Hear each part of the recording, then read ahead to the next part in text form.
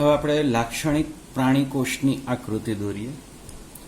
લાક્ષણિક પ્રાણીકોષ કે વનસ્પતિ કોષ એનો અર્થ એ થાય કે એવી આકૃતિ કે જે સામાન્ય રીતે બધા વનસ્પતિ કે પ્રાણીકોષની હોય એ બધી અંગિકાને અંદર દર્શાવવાની. કોઈ ચોક્કસ પ્રાણીકોષ હોય એમાં અમુક અંગિકામાં ફેરફાર હોઈ શકે, આકારમાં ફેરફાર હોઈ શકે, પણ લાક્ષણિક એટલે જે આદર્શ પ્રાણીકોષ કે વનસ્પતિ કોષ કે બધાને લાક્ષણિક કહેવાય. તો એ પ્રાણીકોષની આકૃતિ દોરવા માટે આપણે ગોળ કે લંબગોળ આકાર બનાવી શકાય. ટેક્સ્ટબુકમાં જે આકૃતિ આપી છે 3 ડાયમેન્શનલ આકૃતિ આપી, ત્રિપરિમાણ, એવી દોરવાની જરૂર નથી. આપણે ગોળ કે લંબગોળ આ પ્રકારનો આકાર બનાવી શકીએ. સામાન્ય રીતે આકૃતિ આપણે પેન્સિલથી દોરતા હોઈએ છીએ, પણ અહીંયા હું અલગ અલગ રંગની બોલપેનનો ઉપયોગ કરીશ. તમે પણ એ રીતે જરૂર લાગે તો કરી શકો આકૃતિ પૂરતી. તો સૌથી પહેલા બહારનું જે આવરણ થયું એ આવરણ, અને એનું નામ છે કોષરસ પટલ. સાથે સાથે દોરતા જાઓ અને નામ નિર્દેશન પણ લખતા જાઓ. તો કોષરસ પટલ. હવે કોષરસ પટલથી અંદર જો જોઈએ તો એ આવશે કોષરસ. સમગ્ર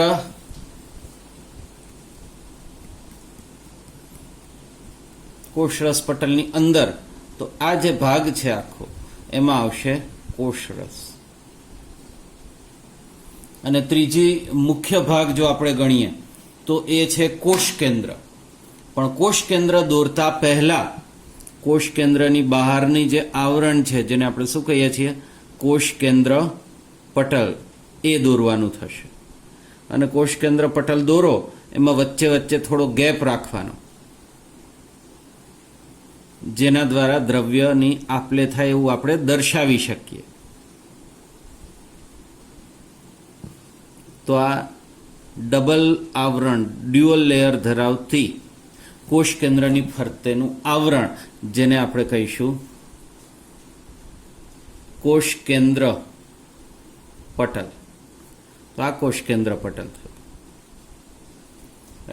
અને આખી સમગ્ર રચના જે છે એ આપણે કહીશું કોષ કેન્દ્ર.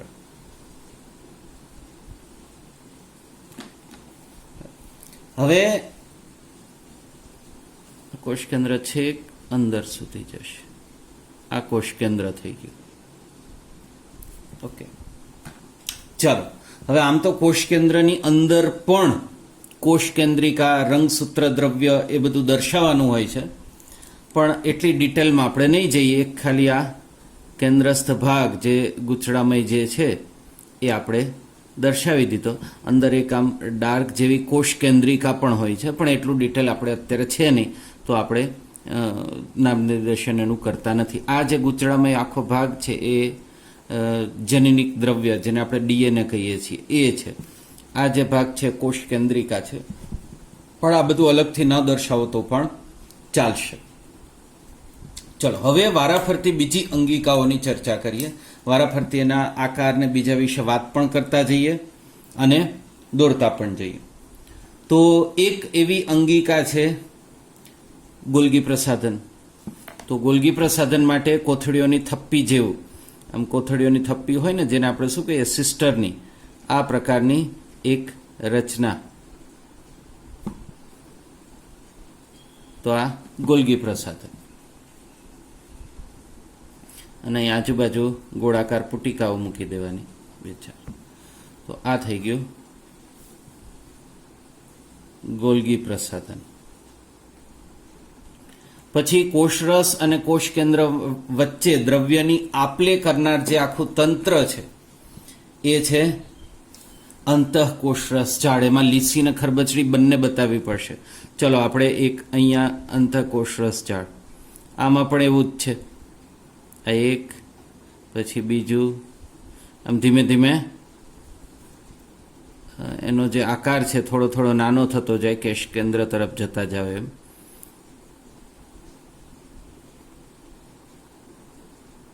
અને છેલ્લે કોષ કેન્દ્રની અંદર ખુલે. તો આ આખી જે રચના છે એને આપણે કહીશું અંતઃકોષરસ જાળ. તો આ થઈ ગઈ લીસી અંતઃકોષરસ જાળ. હવે લીસી તો દોરી, ખરબચડી પણ દોરવાની થશે, તો આ ખરબચડી અંતઃકોષરસ જાળ.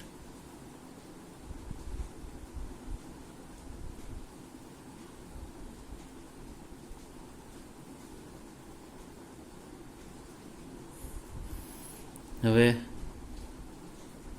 આ પરસ્પર જોડાયેલી હોય છે એટલે આ રીતે ગમે ત્યાંથી જોડી દેવા. હવે એમાં ખરબચડી આપણે દોરવી છે એટલે વચ્ચે ટપકા તો કરવા પડશે, અને આ ટપકા શેના હશે? રિબોઝોમના. તો આને આપણે કહીશું ખરબચડી અંતઃકોષરસ જાળ. અને એમાં જે બ્લેક ઝીણા ઝીણા ટપકાઓ છે એ પૈકીનું ગમે તેનું નામ આપણે લખી શકીએ, એ છે રિબોઝોમ. ચલો હવે શું બાકી રહ્યું? એક તો લાઇસોઝોમ બાકી રહ્યું. લાઇસોઝોમ માટે તો ગમે ત્યારે હવે નાનકડો અંગિકાઓ બતાવી દેવાની અને ગમે તે કોઈ એકને નામ આપી દો. લાઇસોઝોમ આ કોષની પાચન કોથળી. હવે જો એક વસ્તુ સ્પષ્ટ કરું કે કોષ કેન્દ્ર તો એક જ હોય, પણ અંતઃકોષરસ જાળ, લીસી કે ખરબચડી એક કરતાં વધારે હોઈ શકે. ગોલ્ગી પ્રસાધન વધારે હોય, લાઇસોઝોમ હોય, આગળ જે બીજા આપણે અંગિકાઓ દોરવાના છે એ પણ એક કરતાં વધારે હોઈ શકે. આપણી પાસે યોગ્ય જગ્યા હોય તો 2-3 દોરવાના, બાકી એક દોરો તો વાંધો નહીં, બાકી ઘણા બધા હોય. પણ આપણે સમય અને જગ્યાની અનુકૂળતા જોઈ અને આપણે લખવાનું થાય.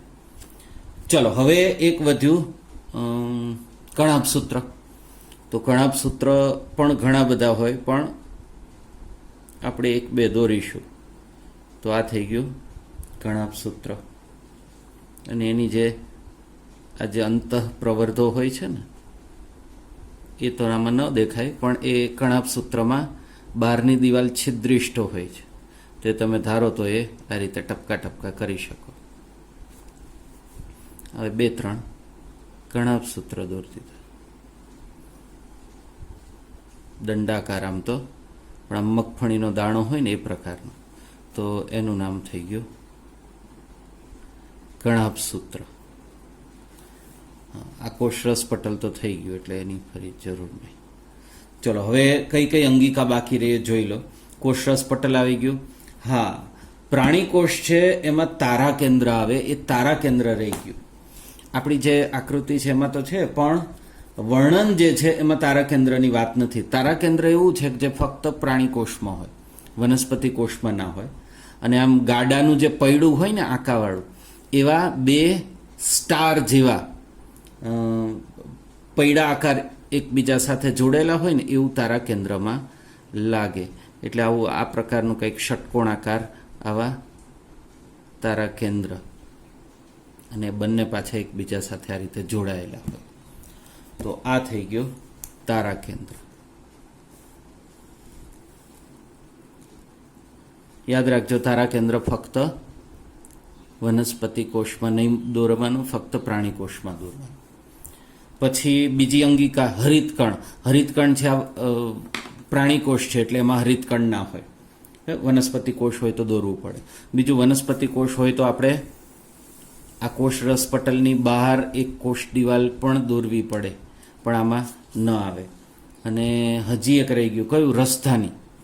આ પ્રાણી કોષ છે એટલે રસધાની દોરવાની જરૂર નહીં, અથવા તો નાનકડી એકાદી દોરી દેવાની આવું અને દર્શાવી દેવાનું રસધાની. જ્યારે વનસ્પતિ કોષની આકૃતિ હશે એમાં તો રસધાની 50% થી 90% જગ્યા રોકી લે, એટલે એ પ્રમાણે દોરવાની થશે. તો આમાં લગભગ બધી અંગિકાઓ આવી ગઈ. એટલે આ આકૃતિ થઈ ગઈ લાક્ષણિક પ્રાણી કોષ આકૃતિ. ફરી કહું છું, ચોપડીમાં જે આપી છે એ ત્રિપરિમાણીય આકૃતિ છે. તો એવી 3 ડાયમેન્શનલ આકૃતિ આપણે દોરવાની જરૂર નથી, સિમ્પલ સાદી ઇનફ છે. અને હવે જગ્યાનો ટાઈમ વધ્યો હોય તો કણાપ સૂત્ર છે, 2 દોર દેવાય, 2, 3, 4 દોરાય, ગોલગી પ્રસાધન દોરી શકો, જે કંઈ. પણ એક યાદ રાખવું, તારા કેન્દ્ર એક જ હોય એ પાછા 2 નહીં દોરવાના, કોષ કેન્દ્ર એક જ હોય એ 2 નહીં દોરવાના. રસ્તાની તમે 1, 2 દોરી શકો, બરાબર છે. તો આ વાત થઈ આકૃતિની.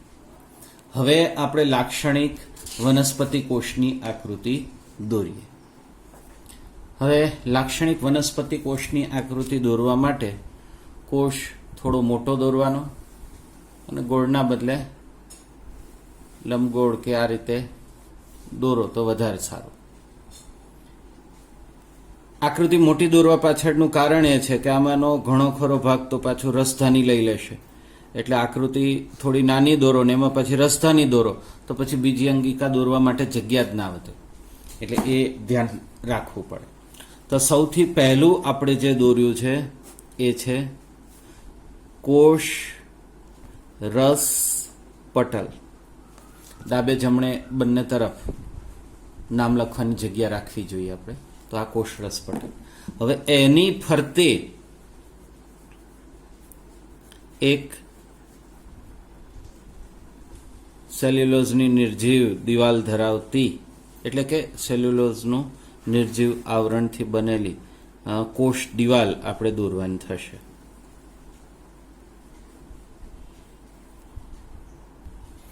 ચલો, આ થઈ ગઈ કોષ દિવાલ.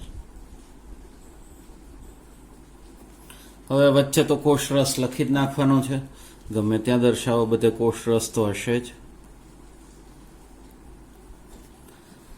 હવે આમ તો સૌથી મધ્યમાં કોષ કેન્દ્ર હોય, પણ વનસ્પતિ કોષમાં એવું થવાનું કે મોટાભાગનો વિસ્તાર તો રસધાનીએ લઈ લીધો હશે. એટલે ધારો કે આટલો આખો વિભાગ છે, તમે આગળ પાછળ ઉપર નીચે ડાબે જમણે ગમે ત્યાં તમારી ઈચ્છા પ્રમાણે દર્શાવી શકો. દરેકમાં કંઈ રસધાની આ રીતે હોય ને આ આકારમાં એવું જરૂરી નહીં, આનાથી મોટી હોય. કહું છું 90% સુધી રસધાની હોઈ શકે, પણ આપણે થોડુંક માપ રાખીશું, નહીતર પછી બીજી અંગિકા ક્યાં બતાવીશું. તો આ થઈ ગયું રસધાની. 50%થી મોટી નહીં બતાવવાની, નહીતર પછી જગ્યા જ નહીં વધે. ચલો, હવે કોષ કેન્દ્ર દોરવા માટે શું કરો? આજુબાજુની કોષ કેન્દ્ર પટલ જ દોરો, એટલે વચ્ચે આપોઆપ કોષ કેન્દ્ર થઈ જશે, પણ બધું થોડું નાનું દોરવું પડશે. તો આ થઈ ગયું કોષ કેન્દ્ર પટલ.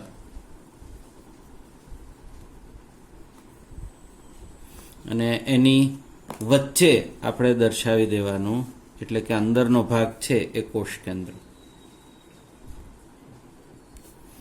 ચલો, હવે બીજી અંગિકા. વનસ્પતિમાં ખાસ જે અંગિકા જોવા મળે છે એ છે કઈ? પ્રાણી કોષમાં ન હોય એવી.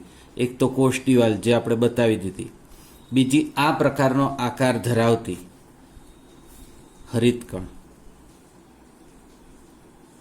આમ તો હરિતકણ એક કરતા વધારે ઘણા બધા દર્શાવવાના હોય, પણ જગ્યાની તંગી જોતા 2-3 જગ્યાએ દર્શાવો તો એ પૂરતું થઈ ગયું. તો બધા હરિતકણ થઈ ગયા, આ પ્રકારનો આકાર. પછી હવે રિબોઝોમ પણ આવશે. તો નાના મોટા ગમે તે એકમાં નામ આપી દો, રિબોઝોમ. સોરી, આ જે દોર્યું ને તો લાઇસોઝોમ થાય ભાઈ. રિબોઝોમ ક્યાં આવશે? ખૂબ નાના નાના ટપકા જેવા, અને અંતઃકોષરસ ઝાડની ઉપર આવશે. એટલે આપણે અંતઃકોષરસ ઝાડ, એ હવે આમાં થોડી નાની જ દોરવી પડે ને, તો અંતઃકોષરસ ઝાડ.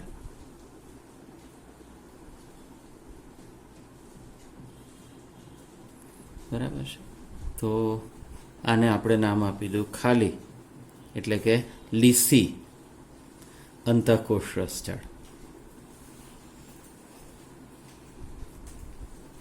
હવે બીજી અંતઃકોષરસ ઝાડ એ બતાવવાની, પણ એને આપણે ખરબચડી નામ આપવાનું છે. એટલે એને શું કરીશું? રિબોઝોમ બતાવવાનું થાય. એટલે પહેલા નામ આપી દઈએ, ખરબચડી.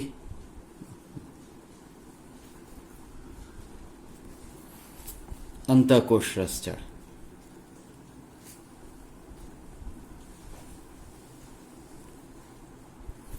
અને ખરબચડું જે દેખાય અથવા તો બરાબર રફ સરફેસ દેખાય એનું કારણ છે એની સપાટી ઉપર રિબોઝોમ છે.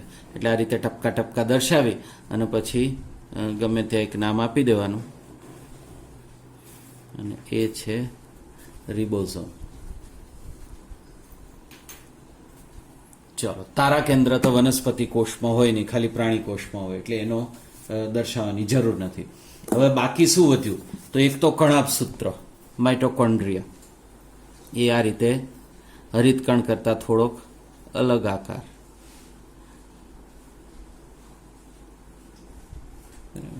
અને આ અંતઃપ્રવત છે તમે આમ બતાવી શકો એટલે તરત ઓળખાઈ જાય કે આ કણાભ સૂત્ર છે, કોષનું પાવર હાઉસ અથવા શક્તિઘર.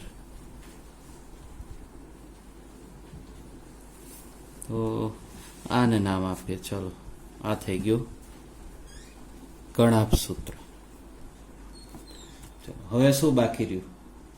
એક ગોલ્ગી પ્રસાધન દોરવાનું બાકી રહ્યું. તો એ આપણે ગમે ત્યાં કોથળીઓની થપ્પી જ દોરવાની છે ને. આ પ્રકારની એક કોથળીઓની થપ્પી જેવી રચના.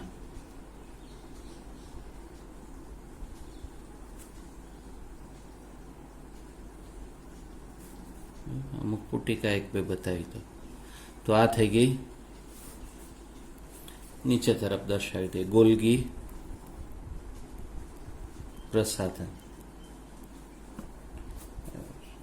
તો હવે લગભગ કંઈ બાકી નથી રહ્યું. આ એક લાક્ષણિક વનસ્પતિ કોષની આકૃતિ થઈ ગઈ. તો આ પ્રમાણે તમે ઇઝીલી દોરી શકો. અને હવે આ પ્રકરણમાં લગભગ કોઈ મુદ્દો બાકી રહેતો નથી. પ્રશ્ન જવાબ તૈયાર કરવાના થશે. તો ટેક્સ્ટ બુકની એક એક લીટી, એક એક લાઈન વાંચી લો અને પછી જે કંઈ ન ખ્યાલ આવે એવું હોય એ મને પૂછી લો. એક હોમવર્ક ગૃહ કાર્યમાં તમને તફાવતનો મુદ્દો લખવાનું આપું છું. કયો? વનસ્પતિ કોષ અને પ્રાણી કોષ. આ બેના તફાવતના મુદ્દા લખો. બે મુદ્દા લખીને પૂરું ના કરી દેતા, શક્ય એટલા લખજો. કયા કયા મુદ્દા આવે? જો વનસ્પતિ કોષ કદમાં મોટો હોય, પ્રાણી કોષ કદમાં સામાન્ય રીતે નાનો હોય. વનસ્પતિ કોષમાં કોષરસ પટલની બહાર સેલ્યુલોઝની નિર્જીવ કોષ દિવાલ હોય, પ્રાણી કોષમાં કોષ દિવાલ હાજર નથી હોતી. વનસ્પતિ કોષ સખત અને મજબૂત હોય, પ્રાણી કોષ પ્રમાણમાં નરમ હોય છે. પછી વનસ્પતિ કોષ રસધાની ધરાવે છે, જે કોષના 50થી 90% ભાગ રોકતો હોય છે. પ્રાણી કોષ રસધાની ધરાવતો નથી અને હોય તો ખૂબ સૂક્ષ્મ હોય. વનસ્પતિ કોષ હરિતકણ ધરાવે છે, જે પ્રકાશ સંશ્લેષણનું કાર્ય કરે. પ્રાણી કોષ હરિતકણ ધરાવતો નથી. પછી વનસ્પતિ કોષમાં કોષ કેન્દ્રિકા હોતી નથી. આપણે જોયા કોષ કેન્દ્રિકા નથી દોરી, પણ પ્રાણી કોષ છે એ કોષ કેન્દ્રિકા ધરાવે છે. તો આટલા મુખ્ય તફાવતના મુદ્દા થયા. આ સિવાય છે 2-3, પણ અત્યારે મને આટલા તરત યાદ આવ્યા તો મેં કહી દીધું. હવે આના આધારે તમે તફાવત ઇઝીલી લખી શકો. આ પ્રકરણમાંથી આદિકોષ કેન્દ્રી અને સુકોષ કેન્દ્રી કોષનો તફાવત અને વનસ્પતિને પ્રાણી કોષ વચ્ચેનો તફાવત, આ બે પૈકી એક પૂછવાની શક્યતા ઘણી વધારે રહે. તો ખાસ તૈયાર કરવું.